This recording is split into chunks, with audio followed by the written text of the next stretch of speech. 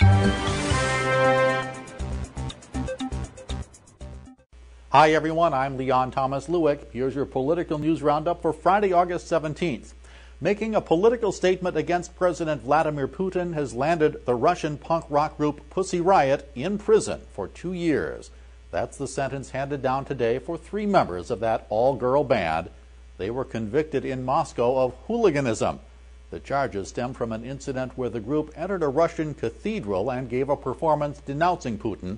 The prison sentence set off a wave of protest demonstrations around the world against Putin's intolerance of dissent. Back home, the Barack Obama re-election campaign has a new offer to Republican opponent Mitt Romney.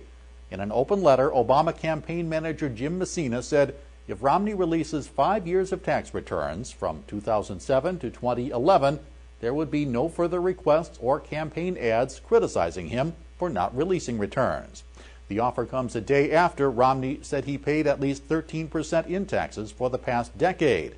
A Romney campaign spokesman said today's offer shows Obama wants to shift the focus to Romney's taxes and away from important matters like putting Americans back to work, fixing the economy, and reining in federal spending.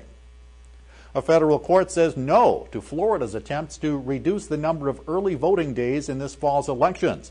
The court rejected a move that would have seen 5 counties in Florida cut the number of early voting days to 8 from 12. The court said the state failed to prove that the change was not discriminatory against minorities.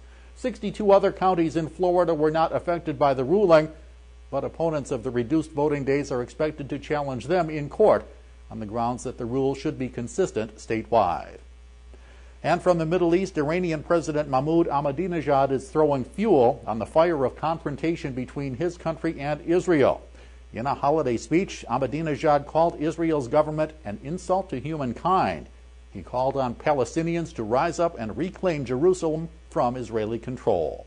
The remarks come as Israel has stepped up its threats of a military strike against Iran in a move to end that country's nuclear weapons development.